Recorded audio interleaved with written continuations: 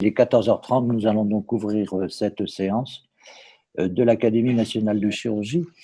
Alors avant toute chose, je voudrais rappeler à l'ensemble des académiciennes, des académiciens qui nous écoutent, que aujourd'hui c'est en France un jour de deuil national en hommage à notre ancien président de la République, Valéry Giscard d'Estaing, qui est récemment décédé la semaine dernière.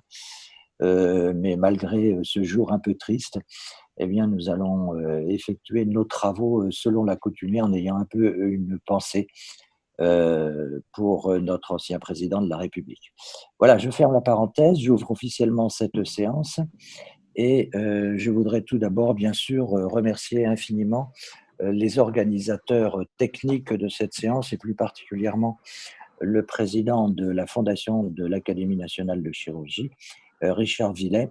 Merci mon cher Richard, j'espère que tu es bien branché sur place à Paris à l'Académie.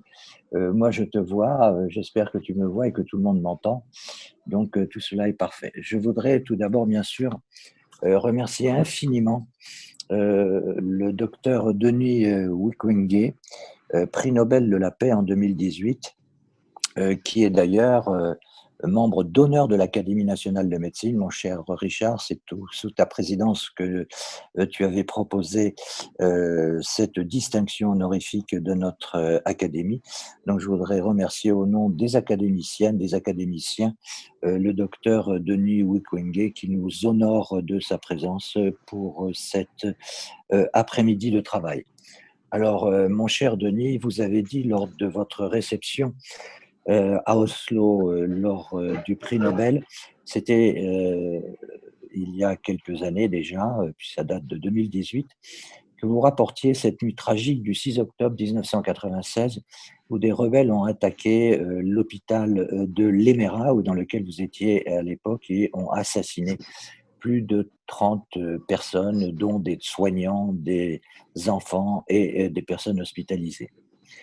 Puis vous êtes parti à Bukavu, je m'excuse pour la prononciation, où vous travaillez toujours donc à Panzi comme gynécologue obstétricien, et vous avez rapporté lors de ce discours d'ouverture les violences macabres dont vous avez été la victime et qui vous ont en quelque sorte magnifié dans toutes votre actions, puisque vous avez été le témoin de choses tout à fait horribles, de jeunes filles de 18 mois violées avec des destructions de tout l'appareil génital. Et vous avez eu aussi ces quelques mots qui m'ont frappé. Vous avez dit que votre pays, la République démocratique du Congo, c'était le pays le plus riche du monde, mais que votre peuple était le peuple le plus pauvre du monde.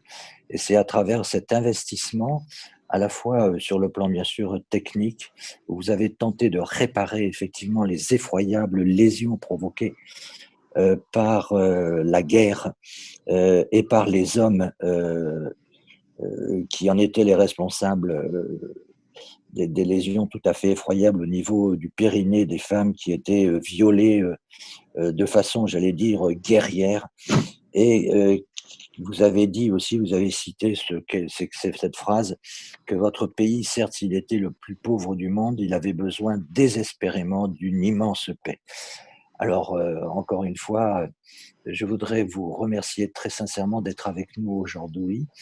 Je ne doute pas que les actions de notre ancien président et actuel le président de la fondation de l'Académie nationale de chirurgie, Richard Villet, ils sont pour quelque chose, puisqu'il vous connaît bien. En tous les cas, très sincèrement, au nom de tous les académiciennes et de tous les académiciens, je tenais à vous remercier de tout cœur de votre présence. Voilà, je voudrais aussi remercier des collègues français. Philippe Descamps. Alors, je suis, quant à moi, comme vous le savez probablement, chirurgien orthopédiste et traumatologue. C'est vous dire que le sujet d'aujourd'hui est loin de toutes mes préoccupations professionnelles. Et Philippe Descamps est le président de la Fédération internationale de gynécologie obstétrique. Il est professeur à Angers. Donc, mon cher collègue, je vous salue. Et je voudrais aussi remercier le professeur Claude Demurgère, qui s'est largement investi, quant à lui, non seulement en Afrique, mais je crois aussi au Cambodge, dans le cadre de la formation et dans le cadre de l'enseignement. Donc, vous voyez, nous avons des orateurs prestigieux. Voilà, mais il faut que l'académie vive. Et mon cher Richard, avant que de te laisser la parole, comme c'est la coutume chez nous, je vais laisser la parole à notre rapporteur qui va nous faire le bref résumé de la séance, de la dernière séance, si je puis dire. Donc, mon cher Jean-Claude, je crois que tu es dans les starting blocks et je te laisse la parole. Oui, Monsieur le Président, mes chers collègues, voilà le résumé de la séance précédente qui était une séance organisée avec la Softcote. La première intervention était celle d'Alain-Charles Masquelet qui nous a fait un rapport sociologique sur la transmission des savoirs. Je me suis permis de retranscrire quasiment son propre résumé pour ne pas trahir sa pensée. Donc, l'auteur nous fait remarquer qu'il existe à l'heure actuelle une indiscutable crise de transmission des savoirs qui témoigne d'une crise de culture. La tendance influencée par les puissants courants anglo-saxons du pragmatisme et du comportementalisme favorise les savoirs pratiques en situation au détriment des savoirs conceptuels. L'utilisation massive des technologies numériques accentue cette tension entre savoir constitué académique et savoir pratique. Pourtant, au-delà de la pratique instrumentale, l'unification de la diversité des phénomènes requiert de forger des concepts qui sont autant de manifestations de la culture, entendues comme médiation entre le réel et l'être humain. La fascination technologique anéantit toute médiation. Ce constat est renforcé par l'expérience issue des épisodes récents de confinement du Covid-19 qui ont montré les limites d'une télétransmission exclusive des savoirs.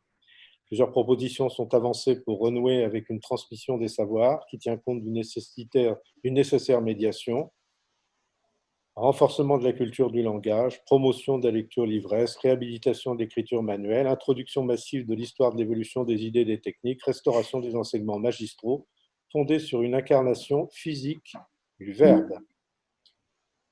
Je me fais passer le suivant.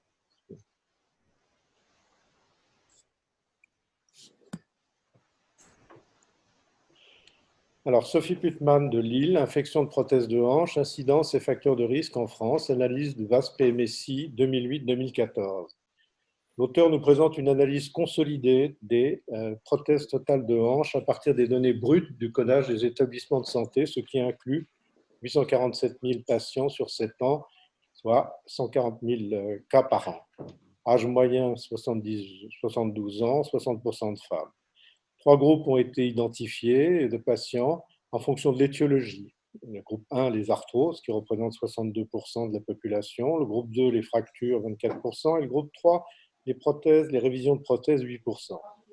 Il est à noter que 64% des patients du groupe 1, arthrose, sont traités dans les établissements de santé à but lucratif et 70% du groupe 2, fractures du secteur, sont traités dans les établissements à but non lucratif.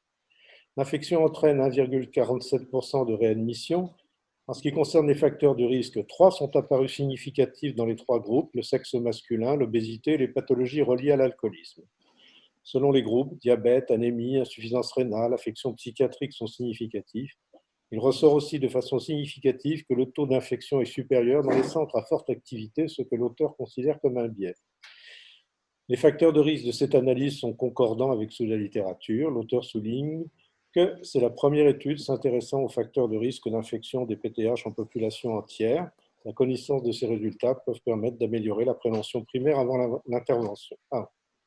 Le débat, l'essentiel du débat, les argumentations sont nombreuses car les sources reposent sur les aléas du codage et le relevé exclut la mortalité du premier mois. Les diagnostics associés ne sont pas tous recensés. Didier Ménard de Nancy, intérêt liquide d'extension tibiale dans les prothèses totales du genou, de première intention chez les patients obèses. L'auteur nous rappelle l'augmentation croissante des prothèses de genoux dans le monde, 115 000 en France en 2019, et la part croissante des patients obèses qui sont plus exposés à l'arthrose pour des raisons biologiques et mécaniques. Le taux de révision des prothèses de genoux est de 2,5% avec un recul de 5 ans. En 25% des cas, en raison d'un décèlement aseptique. Cette complication mécanique est 2 fois plus élevée pour les obèses. Pour juger du bénéfice éventuel d'une quille d'extension tibiale pour prévenir le décèlement, une étude rétrospective monocentrique multi-opérateur a été menée, incluant 624 prothèses de première intention chez les patients présentant un IMC supérieur à 30. Ils ont été divisés en deux groupes homogènes, un groupe avec quille et un groupe sans quille. Résultat, le groupe 1 avec quille, 0 décèlement, le groupe 2 sans quille, 8, avec ce qui est significatif sur le plan statistique. Cette étude est la première à montrer le bien fondé de l'adjonction d'une quille tibiale pour prévenir les décèlements chez les sujets obèses. Deux autres études n'ont pas pu conclure en raison d'un nombre insuffisant de cas et d'un suivi restreint. La quille d'extension modifie la répartition des contraintes, augmente la résistance à la flexion et diminue les mouvements et les forces de cisaillement tout en augmentant la résistance à l'enfoncement, ce qui est très bénéfique dans les surcharges. En revanche, elle augmente les contraintes distales. Il reste cependant des facteurs non élucidés pour améliorer la technique. Quelle est la longueur souhaitable de la tige, intermédiaire ou longue? La tige doit-elle être cimentée? Les quilles sont aussi nécessaires chez tous les patients présentant des facteurs de risque, notamment alcoolo-tabagiques, obèses et dénutris. Deux raisons de mettre une tige. Question pour la reprise de l'appui. La longueur de la tige ne semble pas avoir d'importance, mais pour un IMC supérieur à 30, il est préférable d'utiliser des tiges moyennes. Pied Valenti, quel choix favoriser? Le débordement avec un risque de douleur, il semble préférable de mettre une tige plus longue. Pierre Valenti, omarthrose avant 5 ans, complications et révision des prothèses totales d'épaule, doit-on encore rester prudent avant de proposer une prothèse avant 50 ans? L'auteur nous présente une série rétrospective multicentrique de 150 prothèses d'épaule implantées chez les patients de moins de 50 ans pour omarthrose primitive ou post-instabilité. Les patients sont classés en 3 groupes. Le groupe 1, prothèse compliquée réopérée, 14%. Le groupe 2, prothèse compliquée non réopérée, 5%. Et le groupe 3, prothèse non compliquée, 81%. Les résultats, le groupe 1, 61% des patients avaient été opérés, 76 ont bénéficié d'une nouvelle prothèse avec comme résultat un score de constant de 54. Le groupe 2, les non révisés, présentaient des complications post-opératoires transitoires ou mineures avec un résultat similaire au groupe 1. Le groupe 3, les patients non compliqués, groupe le plus important avec seulement 40% de l'intervention antérieure, les résultats satisfaisants avec un score de constant moyenne 66. En conclusion, chez ces patients opérés avant 50 ans, le taux de complication est de 19%, survenant principalement chez des patients ayant subi une intervention préalable, plutôt avec des gestes partiels, prothèse de resurfaçage ou hémiarthroplastie. Il semble donc que l'implantation d'une prothèse totale d'épaule anatomique chez un patient non opéré soit une bonne indication thérapeutique, et ceci sans aucune influence de l'âge, du sexe, de la profession, de l'étiologie, du traitement initial et du nombre d'infiltrations. Philippe Marc, quelles sont les raisons qui font que les patients du groupe 2 n'ont pas été révisés? Philippe Valenti, les révisés présentaient des complications très invalidantes, douloureuses, principalement rupture ou décèlement glénoïdien. Le groupe 2 présente, lui, des complications transitoires, plus ou moins bénignes, réagissant bien à la rééducation fonctionnelle. Jean Cany, Toulouse, résection transfert du latissimus dorsi par technique mixte, mini-open et arthroscopie, difficultés techniques et résultats. La transposition des tendons du grand dorsal et du grand rond a été imaginée et réalisée en 1978 par Hofer, en Californie, pour traiter les impotences fonctionnelles dues aux paralysies obstétricales C5 et C6. En 1988, Genzer, Zurich, après un séjour à Trousseau et un travail mené en commun avec Alain-Charles Masquelet, extrapolera cette intervention pour le traitement des lésions chroniques de la coiffe des rotateurs chez l'adulte. L'auteur nous décrit les bases techniques de cette intervention avec la nécessité d'une double voie d'abord ouverte antérieure et postérieure afin de libérer les insertions du grand dorsal et du grand rond et de les transposer en arrière vers la zone de réinsertion humérale. L'auteur rapporte son travail des 10 dernières années, consistant à réduire progressivement le caractère invasif des voies d'abord pour arriver après un stade mixte de mini-open associé à l'arthroscopie, à un tout arthroscopique. La technique nous est présentée en vidéo avec les détails de la minutie des dissections qui impose la perfection technique. Véritable exploit de maîtrise quand on sait les contraintes instrumentales qu'impose l'arthroscopie et l'absence de vision en 3D. Et Valenti rappelle l'importance des bases anatomiques pour cette dissection difficile et les handicaps liés à l'arthroscopie. Question, cette technique oblige à une transposition groupée des tendons du grand rond et du grand dorsal. Est-ce antinomique? Non, répond-il. Le muscle principal est le grand dorsal. L'association des deux tendons semble prévenir des ruptures. Le grand dorsal seul ne serait pas assez fort pour compenser les effets du sous-scapulaire. Philippe Marr souligne que cette technique arthroscopique, confidentielle et précise, rappelle les débuts de la cœlioscopie en chirurgie viscérale. Je vous remercie. Merci Jean-Claude de ce résumé. Nous allons donc le valider à moins que l'un de nos membres de l'Académie nationale de chirurgie ait des observations ou des modifications à demander. Je vois que sur mon écran vidéo, rien ne bouge, donc c'est définitivement adopté. Voilà, donc on va ouvrir officiellement cette séance. Je vois que mon ami le président de la Fondation de l'Académie nationale de chirurgie, Richard Villet, est en piste. Je réitère mes profonds et très sincères remerciements au docteur Denis Wickenger d'être avec nous cet après-midi. Et puis, mon cher Denis, c'est la tradition de la politesse française. Nous vous remercions bien sûr, et puis vous transmettrez bien sûr de l'ensemble des membres de l'Académie nationale de chirurgie nos respectueux hommages à votre épouse Madeleine. Voilà. Écoute, mon cher Richard, tu m'entends, tu me vois? Pas de problème. Je te laisse la parole.